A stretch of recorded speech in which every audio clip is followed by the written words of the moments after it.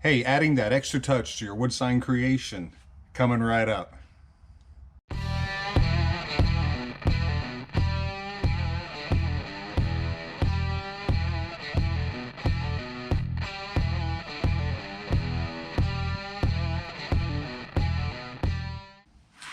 Hello, I'm Henry with Woodworking by LPI, and I make custom wood signs through carving, usually using a router or a CNC.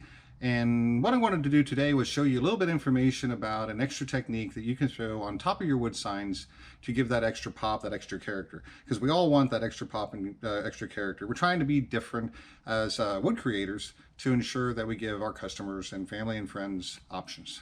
Okay, so let's get started. We're going to talk about wood burn signs today, okay?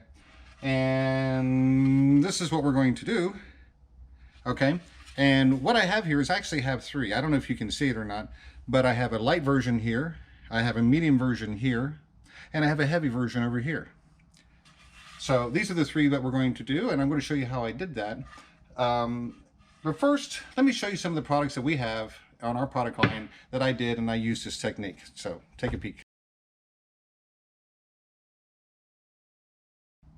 All right, well, that was my first attempt at those, to be perfectly honest about it. And I'm trying to get better. I'm always doing research. I'm always collaborating with other folks to see what they do so I can share information with them and they can share information with me.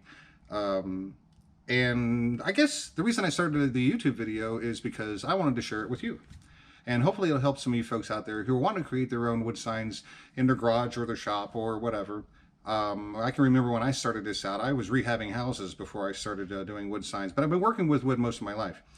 And I really enjoy working with wood products. So the wood signs, from my perspective, kind of came out to something that affected somebody's life. And when I started seeing the reactions of the wood signs, it inspired me to continue on. So, sorry, a little history there going on with regard to my creation of wood signs, but let's get back to the project in hand. So what you want to do is I'm going to flip this over. I kind of cheated just a little bit, but I'm going to flip this over. You want to make sure that you clean and sand this side like I did, and make sure that your wood is free of sanding sealer. A lot of times when you pick up wood, like at Lowe's or Home Depot or your local hardware store, they put a sanding sealer on, okay? And you want to make sure you take that off, because the purpose of doing the wood burning on the sign to get that extra peel, that extra pop, is to bring out the grain of the wood. Okay, so we want to make sure that it is free of any type of sealer so we can get that extra look. All right, safety. Okay, we're going to be dealing with this right here. This is a typical torch. They're used for things like soldering things and other projects around the house. So you can also pick this up at, like I said, Lowe's, Home Depot, or your local hardware store. They come in different varieties. Some of them have an electronic trigger. I use this, be honest with you, because it was cheaper. Okay, so I'm on a budget, okay? And always be safe around this. Make sure that you store it in a good spot, and that little ones are not going to get around to get a hold of it, because it is dangerous, okay? So we're going to take our plain sign, and I'm going to take the torch, and I'm going to light the torch.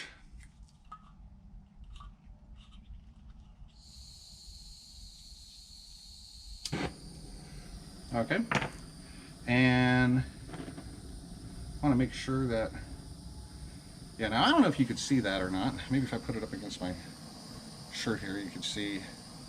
There we go. And do it that way. See, now that thing's about that long.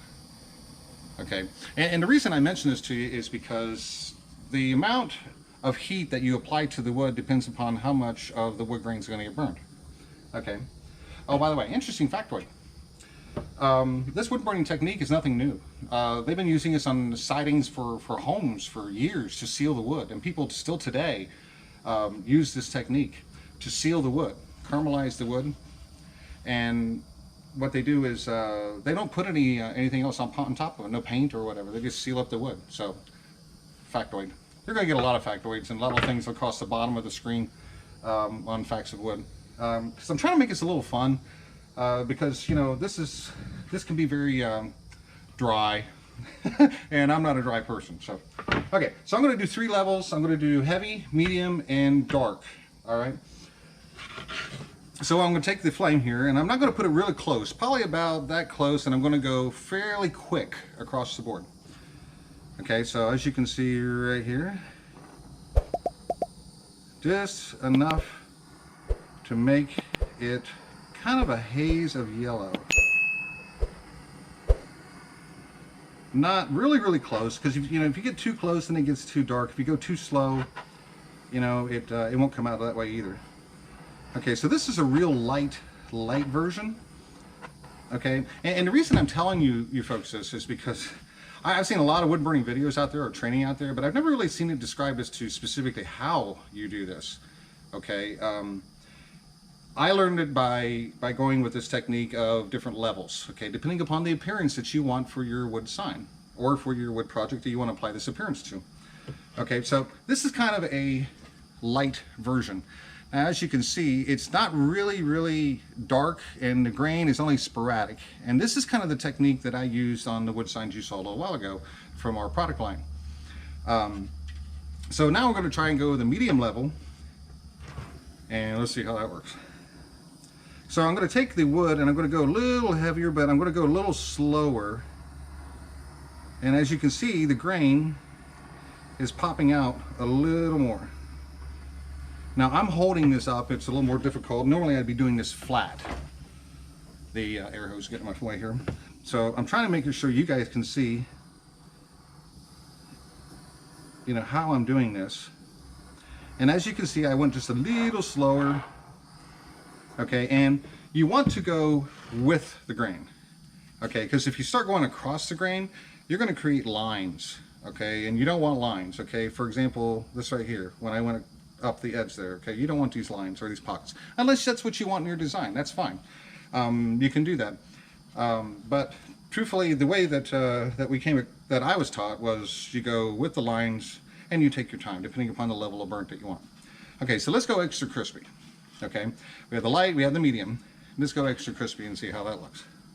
What we're looking for is more like this. Okay, want to make sure that it is dark and it pops it out really heavy. Okay, now this isn't the design you want to use for all your signs, because if you're using dark letters, this really isn't going to pop. Okay, but I'm going to show it to you anyway, just so you can see how it works. Okay, so I'm going to put the flame a little closer. Okay, and I'm going to go a little slower. And this is really cool if you get it right. It takes a little practice.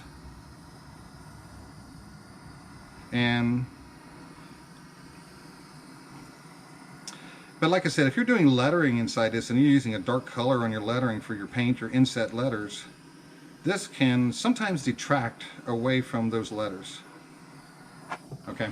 All right, so before we go talking, let me get this thing shut off. Because that wouldn't be cool, that's sitting here doing that while I'm talking. Okay. So, that's done. So as you can see, we went a little darker on it right here. All right. So a little darker, a little lighter, a little lighter. All right. And it really depends upon how you want to do it toward the wood. But I kind of lean more toward this direction, where it's a little light to about medium. This here doesn't come in too often for me, but it's available. Okay. So I hope that these three techniques worked out for you. And what I'd really like to know is what you think of this. And was this helpful? And do you have any techniques that maybe we could share in the comments or share with us? I'd be interested in hearing them. And let me know. So question for you is, did this help? And that's really what it comes down to. That's why I'm doing all this, is because I want to make sure that this helps you. Okay, and lastly, we'll kind of summarize here as to what we did. Okay, you're going to need your sign. You're going to need a torch. And be safe with this. Something to light it with.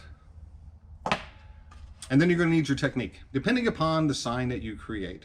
As you saw, some of my signs were created using more this technique over here, this side, as opposed to the lighter side. But you could do any one of them. Depends on how you want it to look.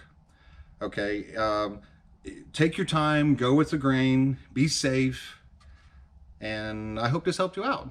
It's a quick tip. I'm Henry with Woodworking by LPI, and I hope this made your day. Question for you: What did you think about this? Did you have any other techniques? Do you have anything else that you could suggest or recommend to other folks watching this video? Because believe me, I can use all the information I can get. I'm always willing to learn. I'm always pulling things in. So put it down in the comments as to what your thoughts were.